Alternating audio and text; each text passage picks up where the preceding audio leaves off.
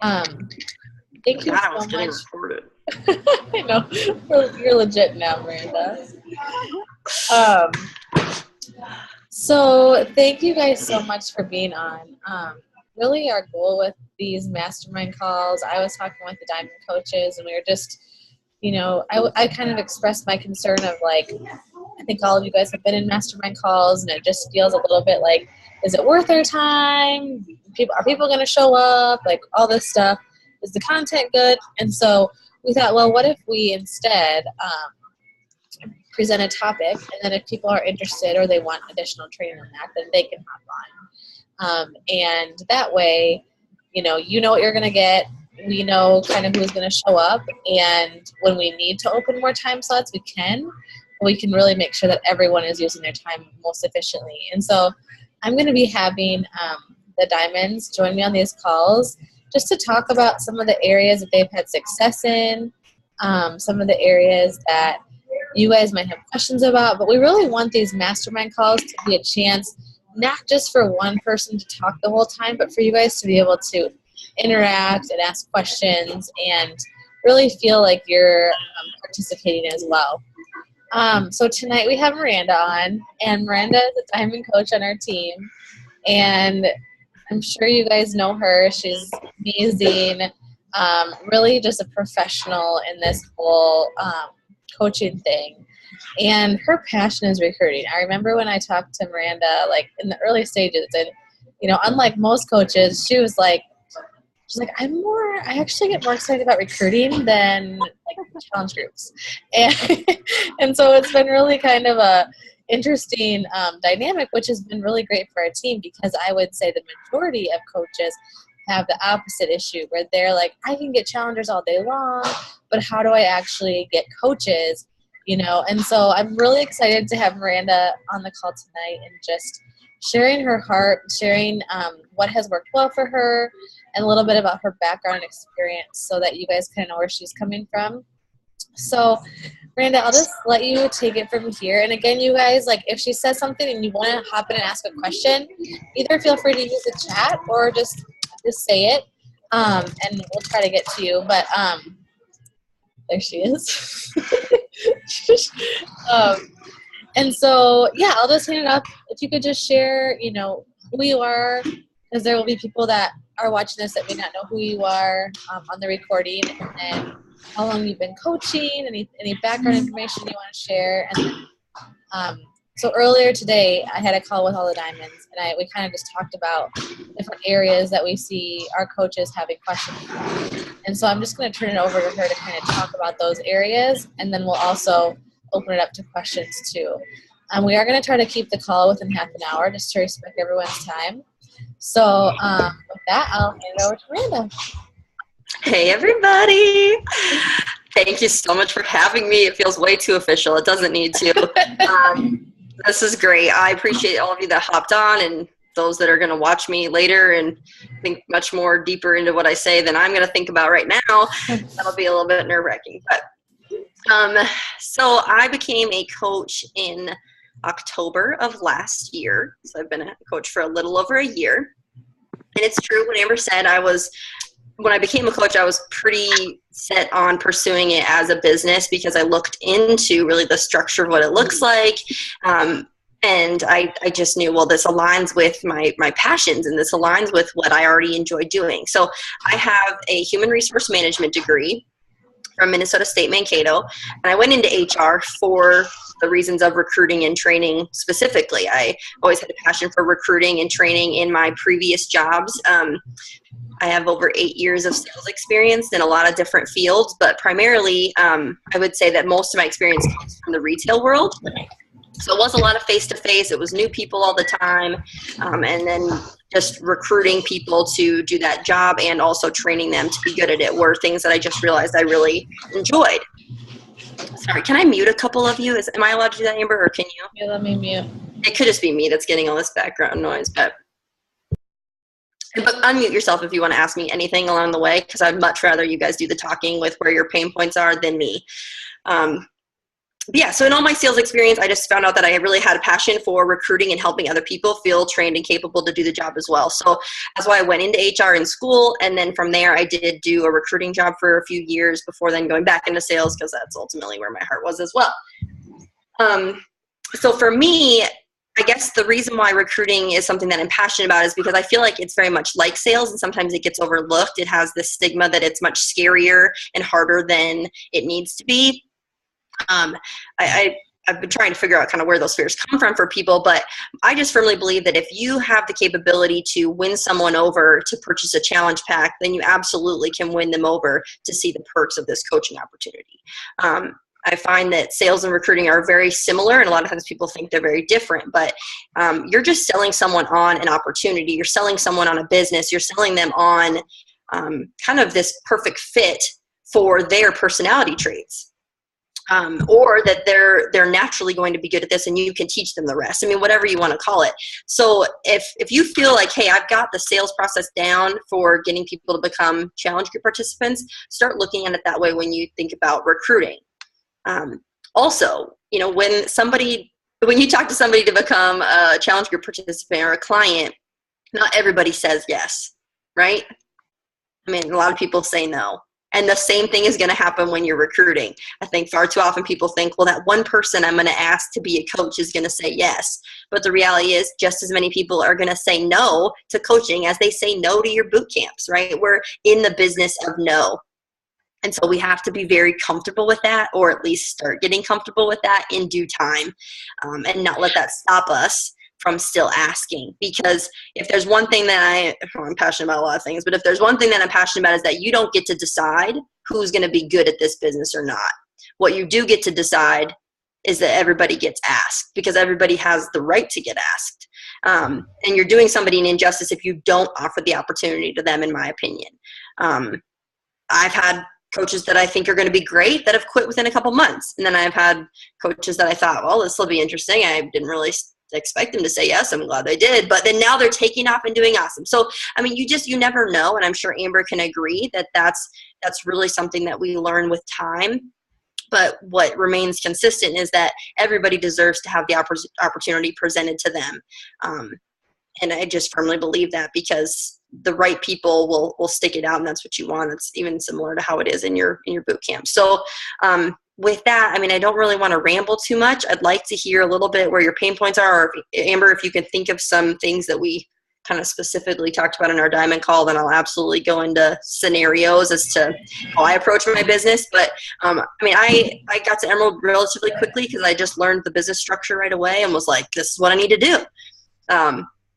And I do believe that if you don't understand your business structure, you'll have a hard time recruiting, because it's probably an underlying fear that you just don't know enough about the business in order to confidently portray it to other people. So I can go down that route, or whatever route you want me to go, I can go. I have a question, Miranda. Yes. Most of my clients that I've had sign up for boot camps are already in their professional field that they went to school for.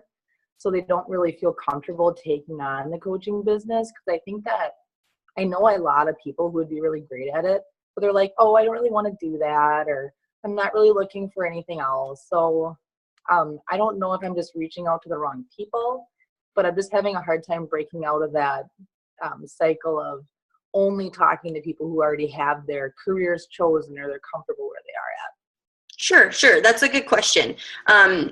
Have you had the conversation with most of those people? It's just a matter of their responses being that they're pretty happy where they're at? Yeah. So I always talk to them about the perks of coaching and helping other people, and how much fun it is just seeing people succeed. Mm-hmm. And then about the perks of the discounts and being able to take advantage of that opportunity. I think the biggest fear with most of those people that already are working full-time jobs 40 or 50 hours a week is they don't want to run a challenge. Right. Yep, that's very fair. When it comes to the time commitment thing, this is something that, you know, I very early on tried to, I don't want to say approach, but I took a very laid back approach. So I took a very hey, here are my different coach paths. You can either just be a discount coach and keep participating in my challenge groups as normal, but receive a discount.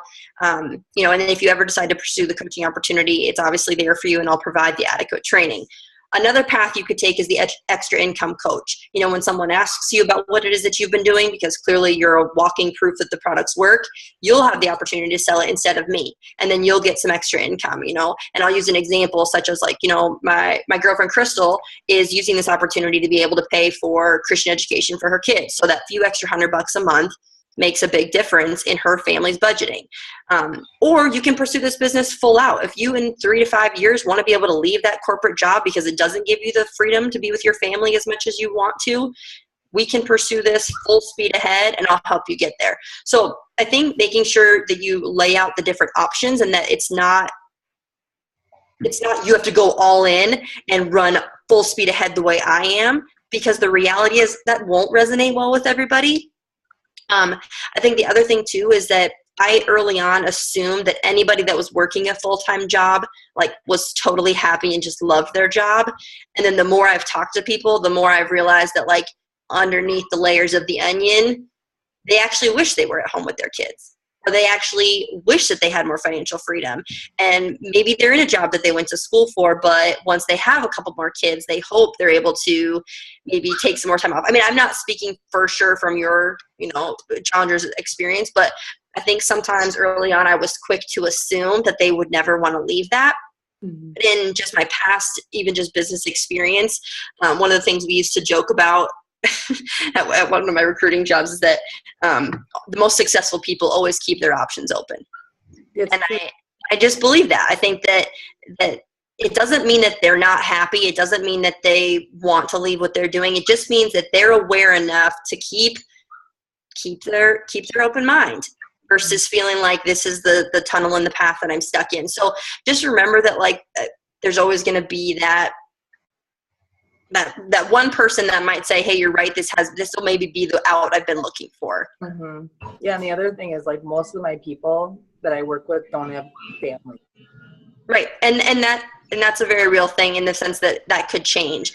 So they might be people that don't join your team until a year from now or down the road, or maybe eventually you just keep planting those seeds that, I'll never forget what Michelle Meyer said, that someone told her, work this business as hard as you can before you have kids. Mm-hmm. Because down the road you'll thank yourself. And I honestly wish someone would have found me 3 years ago before I had my son, because think about where I'll be 3 years from now. I mean, so I'm sure we all could say that, but it goes back to why everybody deserves to be asked, because nobody deserves to be asked 2 years later. I think too, it's just an important reminder to just keep that relationship really solid and always have those real life conversations where you're asking, so how's your job going? So what's going on with this? Or because it's in those conversations where they're going to give you a glimpse into something that's maybe hard for them, where then you can have a natural way to go, well, I talked to you about this before, but you really need to consider this, because and that can feel a little more natural than you just randomly hey, by the way, have you thought of coaching? But really taking the time to listen, to what their problems are. It might not be right now, but it might be in the future when they can have that conversation. Mm-hmm. One other thing, Miranda, we were going to talk about was, Kira said, can't forget the conversations you started last month. Have to go back and check in. Yeah, it's true. You have to remember where you left off so that you can know where they're at. That's so true. It's a lot to keep up with. Yeah, it is. Miranda, I would love for you to touch on one thing the Diamonds were talking about today was just the sort of the different paths. How do you convert the challenger to coach? What are some examples of those conversations? And then examples of maybe a conversation that you have with someone who's not a coach, or for example, one of your strong leaders, Cassie, who wasn't in your challenge groups before. So could you talk through those things? Yeah, those are great. So I'll start first with someone who's not a challenger, just because that's fresh in my mind. So very early on, I made what I call a reach up rock star list. I know that's going to sound really cheesy, but it's what it says on the top of my Google Doc. Reach Up Rock Stars, and it's a list of people that I've compiled from my friends list. And I just would take the time and I would literally go to my friends. I wouldn't look at my news feed. I wouldn't look at anything. I'd go to my friends list, because that's where all the hidden people are that maybe you're still friends with and you just don't even realize it, because you're not seeing their stuff. You're not even liking their stuff. They're lost in the midst of your friends. And I remember going through my friends list, you know, thinking about past jobs that I'd done. I mean, I know a lot of these memory jogger things we've encouraged you to do, but like I literally made a Google Doc and I started writing out people. And I remember writing Cassie on that list, and I was like, oh my gosh, I worked with Cassie Northwestern Mutual. Like, I think she was even super into fitness. I think she's a personal trainer. Heck yeah, she's a Reach Up rock star, right? And I like wrote her on my list. I mean, some people call this their chicken list, which is funny too. But anyway, so I remember writing her down, and I remember thinking like, okay, if Cassie ever joined my team, this would be awesome. And you want to write people that literally make you think that. Like, if this person joined my team, like, yes, this would just be great. Like, those are the type of people that make this list. This is not the low-bearing fruit. This is like the rock stars. So I remember writing her down. Now, the way I went about approaching Cassie, again, 'cause everybody's style is going to be different like this.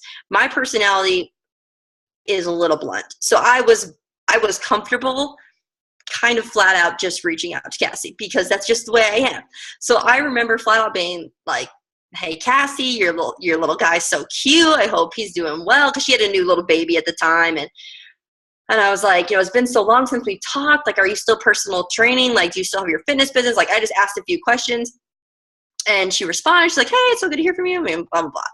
And honestly, only a few messages in, I was like, well, I have got to tell you, like, I became a Beachbody coach, and I think you would be so good at this. I absolutely love what I'm doing. I'm able to share my passion of helping others. I mean, I gave her my I don't want to say spiel, because that sounds like it's a script, but I truly just shared the reason why I became a coach. And I said, from everything I know about you, like, this is something you should seriously consider. Like, I feel like you belong on my team. And she goes, you know, I've been noticing a lot of your posts. I've been thinking about it myself. Let me look into it a little bit more and I'll get back to you. And I said, perfect. That's all I'm asking. Like, just look into it a little bit more. And she did just that. And she came back and she said, well, why don't I join a challenge group first? We'll make sure that we're on the same page with everything, and then we'll go from there with the coaching.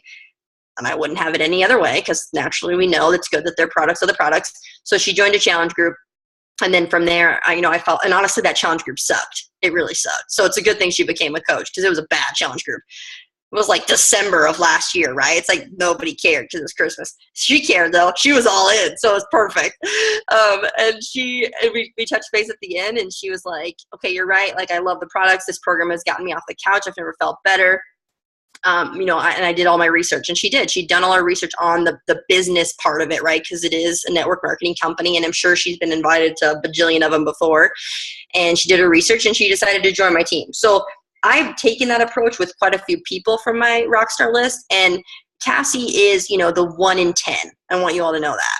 There have been 9 others or more, I don't know, there's been a lot more, that have not even responded or have told me they have absolutely zero interest, or just, who knows what, probably are cringing at the thought. But my point is, like, I got one, and she's all I needed, because I got one of the people that I said, if she was on my team, this would be the bomb. And so that's what you have to remember, is like, there's been plenty of people that I probably would be embarrassed to see them in public, but I don't care. Like, I just don't. Well, and what I love about I really love like a couple things that stuck out about what you were saying is, like, just how you said, hey, listen, I really think you need to consider this. I think this would be a really good fit for you. And how you kind of spoke out of that confidence, because you weren't like, hey, will you please take a few minutes and look at this opportunity? You were like, hey, listen, I have this opportunity. I think you'd be awesome at it. Kind of like take it or leave it. And I think that's exactly what you have to have, because otherwise, you come off as unsure. And I forget exactly. I had no pitch, really. There was no like, will you watch this video? I've had people ask me to watch videos before, and I'm like, are you kidding me? I'm not going to watch some video about your opportunity. No offense. But I don't believe in that approach. I agree. I really believe in the whole, like, you as a person, from what I know about you and your personality and things like that, you would be good for this opportunity. And that just makes it more personal. Instead of the opportunity, like you don't want the opportunity to be the front. Like you want to be like you're selling you because you do it too. Right. And so you just, it's so much more than Beachbody. I mean, we all know that. Right. So like, don't lead with Beachbody, so to speak. Like lead with them. Like they are the reason that you're reaching out to them. Yeah. Like I forget who said this, and it was someone, in Beachbody or in a video or something that I watched, but they said, always be the more sure person. Like when you're talking, be the more sure person. If you're in a conversation with someone and you want them to join your team, you better be more sure about the opportunity than they are, because otherwise they're going to doubt you from square one. So exactly. Coming from that position of like, yeah, I've got this. And that goes back to the business structure. I mean, I've talked to multiple coaches who I think just deep down, I mean, I'm not going to call anybody out, but it's like, if you don't know how you get paid, if you don't know, what a rank advancement looks like, if you don't know your own business, how are you going to be able to ask someone else to join it? I mean, how are you going to lead them? And that's just me being tough love, but it's like, you need to be able to learn the parts of the business that you need to learn in order to feel confident presenting it to other people. It doesn't mean you have to know everything. I mean, you can Google a lot of stuff, but you have to know enough in order to feel confident presenting it.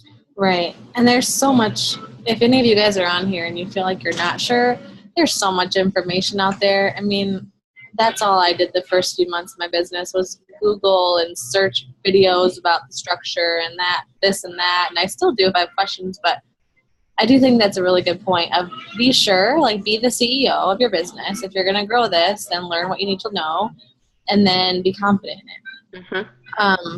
Because, if you want to rank advance, you probably should know, why do I want to be Emerald? Not just because Amber says I should be Emerald, but because I know that it's going to benefit my business.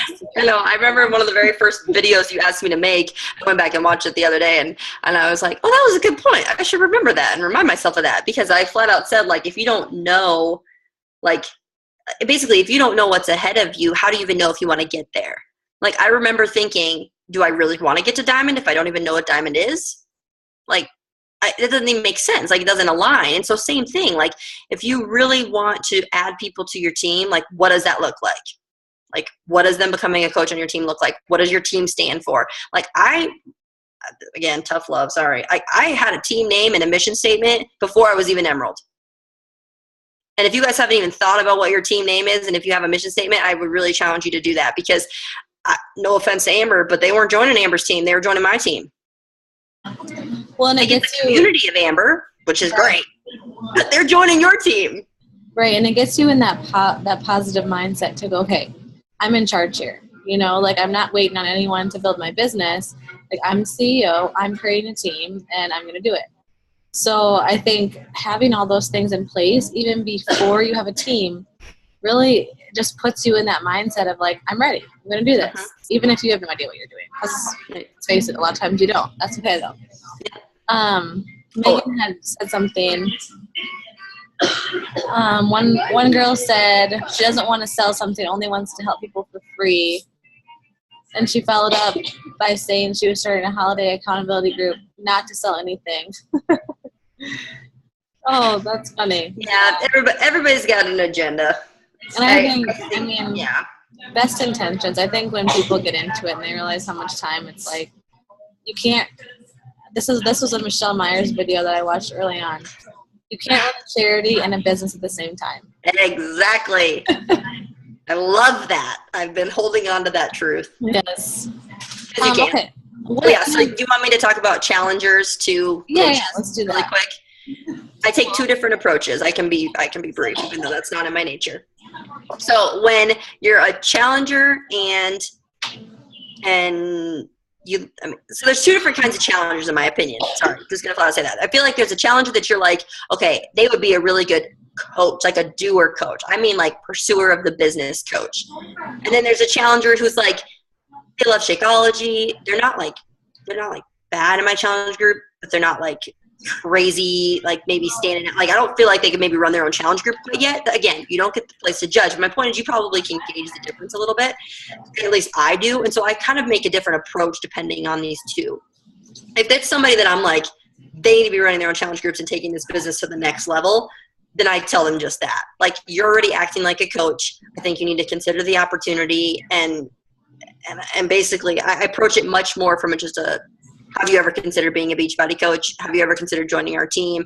I would love to run a challenge group with you. And these are just phrases that I say depending on the person. But I would love to team up with you and run a challenge group. I would love to have your personality on our team. You'd bring such a dynamic that we need. You know, you already are doing what a coach is doing. Like, just phrases like that.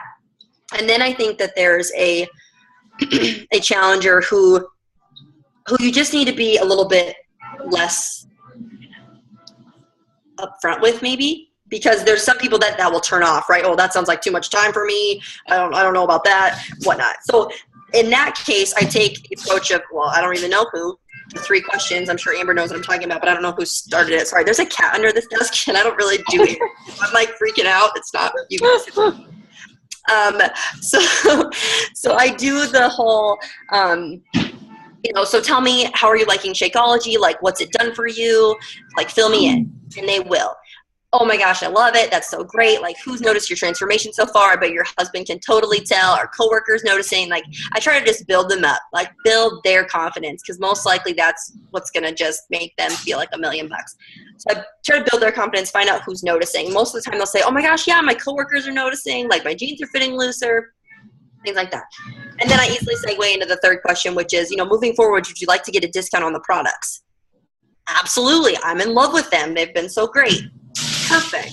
I'd like for you to consider being a and then I go into what it would look like for them to be a preferred customer discount coach, whatever you call it. And I say that at any point they want to make a little extra income, they can, but there's no pressure to do so. I said they can join as many Facebook groups for added accountability as they want, or they can just continue doing what they're doing. And most of the time, like, taking those 2 approaches works relatively well. And if that was too quick and you want me to re-say any of that, let me know. No, I think that's really good. Yeah, so Megan, the good question. I do personally run team-wide challenge groups for my team. And so Share Wellness is our team. And if I have a brand new coach, maybe only has 1 client, for example, or maybe I have a discount coach, but then she brought in a challenger from work or something, but doesn't run her own boot camps, I run them for my whole team. And then any of those either discount coaches maybe that bring in a client or brand new coaches, they're allowed to run them with me. I feel like for now that's working just based on the size of my team right now. And, I definitely have coaches that now run their own. I mean, Cassie runs her own. Hannah and Meredith run their own. I have a couple gals that run their own because they're just at that capacity that they can and should. But anyone who's not quite at that level, I absolutely welcome them to run them with me. And then, I'm sure eventually I'll implement something like, once you're diamond, you must run your own. But I can't imagine anybody still being in mine if they were at that level. So that's kind of what I've planned to do as far as logistics go. I just have a lot of discount coaches who don't want to run challenge groups, but they want to get paid. Like, they want to make up the cost of Shakeology. And so I was thinking about just telling them that if you sign up 3 people a month to join a challenge group, you'll make that money back that you invested in yourself. Mm-hmm. You'll be getting it for free. Absolutely. And then I, like my aunt, she's like, well, I don't want to run a challenge group, but I totally want to get it for free. And then I said, well, if you get, I'll help you. I will run a challenge group and you can just add them to mine. So I was thinking about doing that. And I just didn't, but I don't want to set my coaches up to be codependent. That's the other thing, is I don't want to be running all these challenge groups for people that, because it's all just part of it. It's all part of the experience of working the business. Yep. I think you just have to try to figure out, it'll constantly change. Amber will tell you that. It'll constantly change. But if you can try to have a system in place for your current coaches, my team-wide challenge group that they're allowed to be in starts on the first Monday of every month, and it only runs for 3 weeks. And that's it. So if they want to be a part of it, that's what there is as an option. And I think, too, just consistently thinking about how you can make what you're doing not seem like a lot of work. I know that sounds bad because we invest a lot into our challenge groups, but at the same time, keep it simple, stupid, keep it simple so that people think I could do that. You know what I mean? Like, so just trying to find that balance, I think, is basically what people want you to do. And I mean, if you're like your aunt, for example, I mean, if she's more of a referral, it's like I would let her make the commission, but I would still. I guess that's personal preference, but it's like if you're happy that she's bringing people in and it helps your culture of your team and possibly they become coaches, I would maybe just make sure that she doesn't sign coaches if she's leading them, and then I would have them join your team. That would be more so of an issue to me. Clients, I'm kind of like, meh, but, coaches, maybe. Well, is that safe to say, Amber? Yeah, and one way that I've started to look at it, because like Miranda said, it's always changing based on where your business is at and how many people you have and how many coaches you have.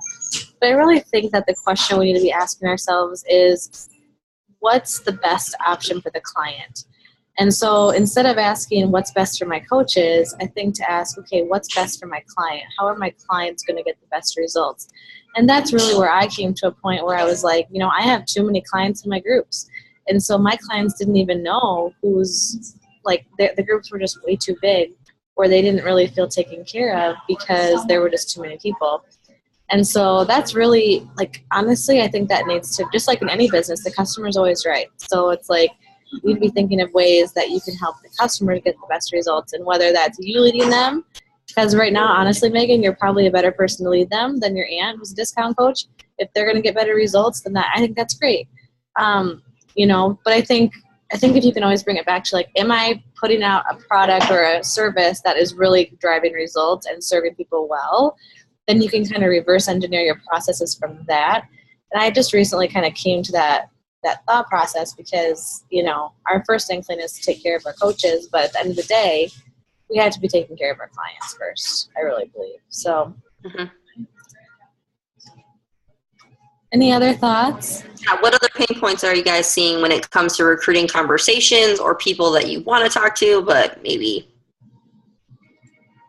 Do you guys all have lists of people? The husbands.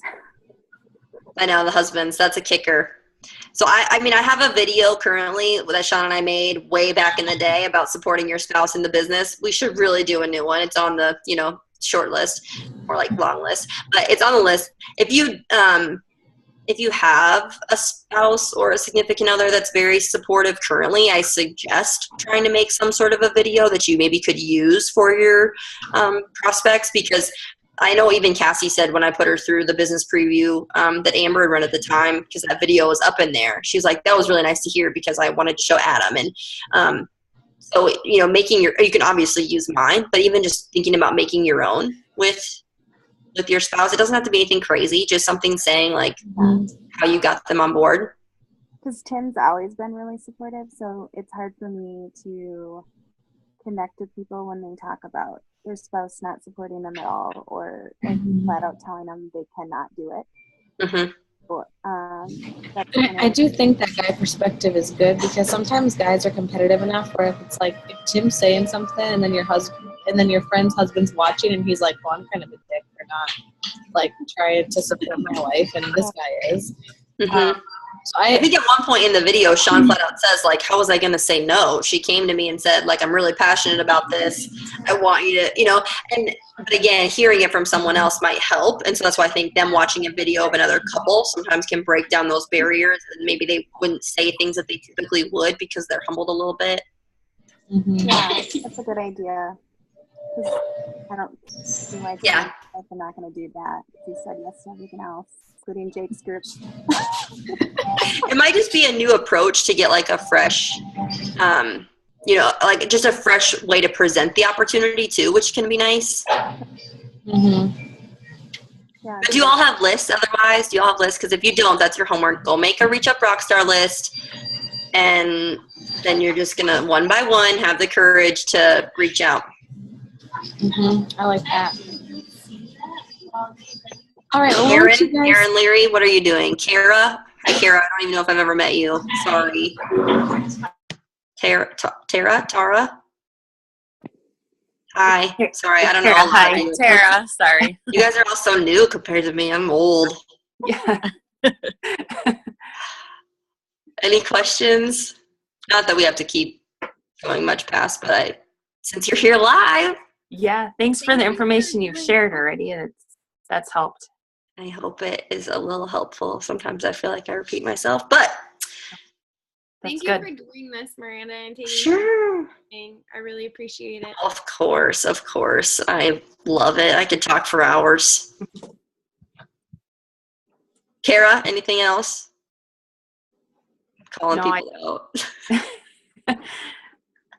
I was just going to say, like, I've lately run into people saying, like, they're not really, like, I had one girl, has a fitness background, has a degree in it, is awesome in the challenge groups, like, hey, I want to celebrate people.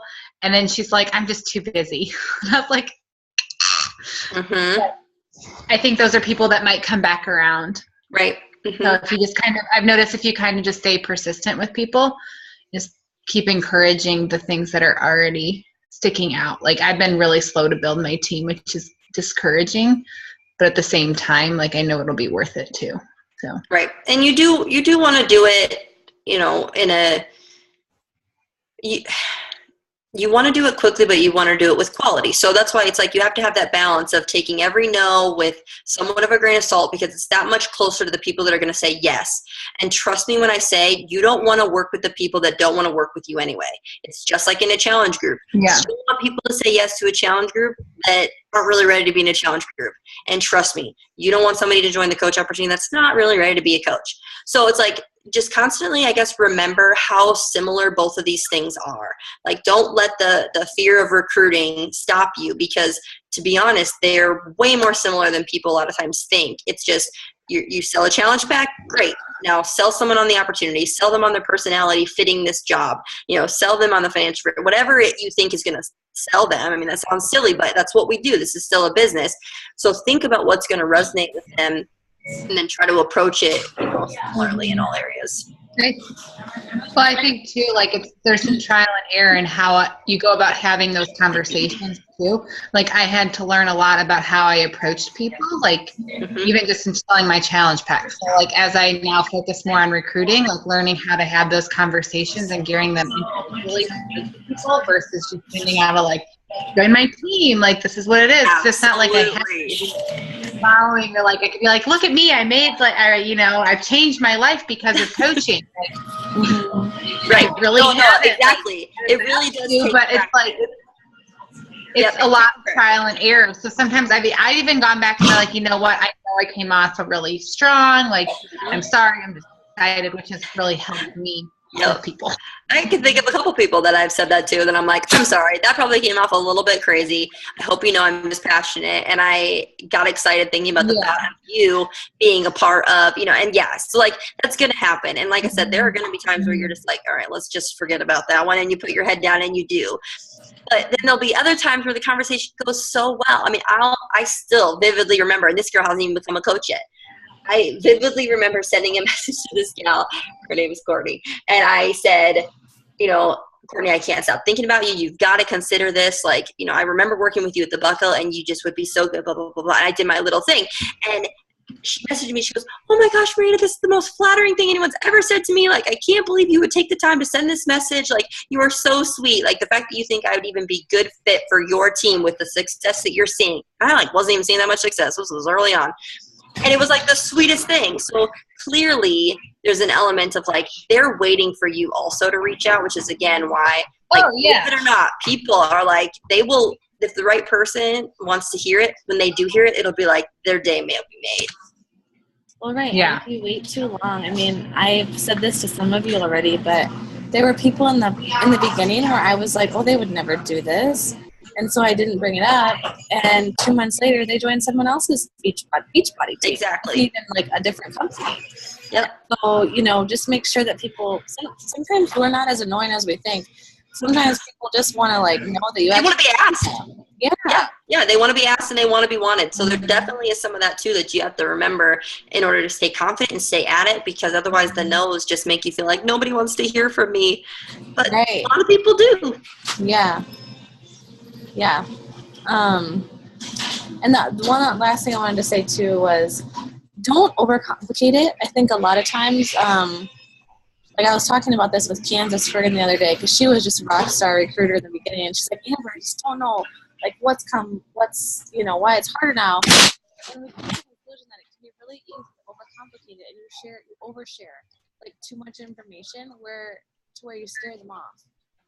So like when you're talking about the opportunity.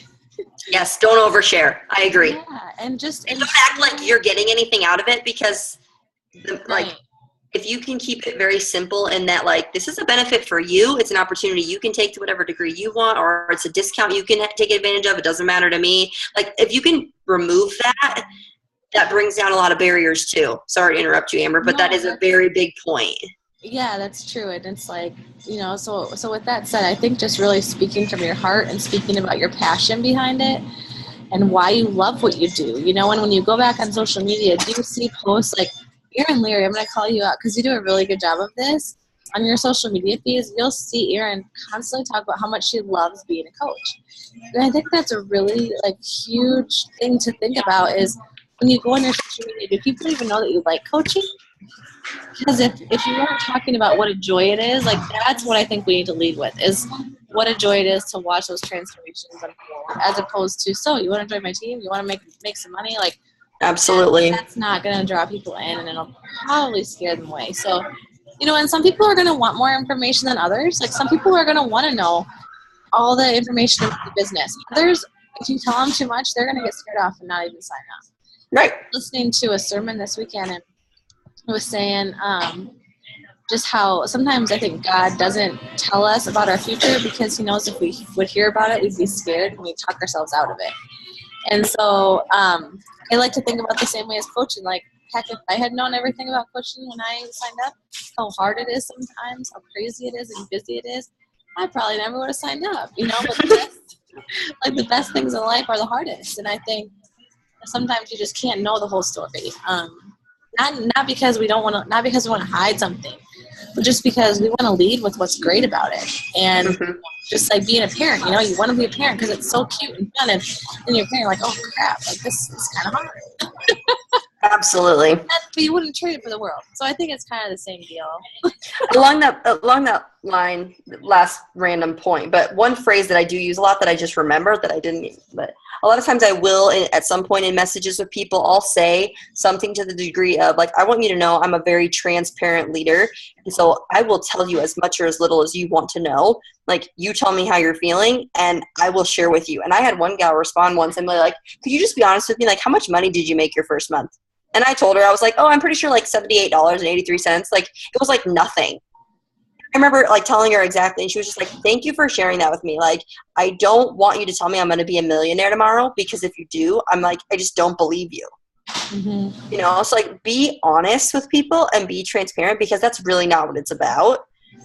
Like, there's opportunity there, but you have to be like very realistic, and like they need to join because it excites them to do that type of work and to help people. The rest falls into place. Right, totally. All right, well, thank you guys so much for joining. If you have any other questions, feel free. I'm going to post this to the group so you can. I really wish I wasn't recorded. No, you did a great job, Miranda. You always do.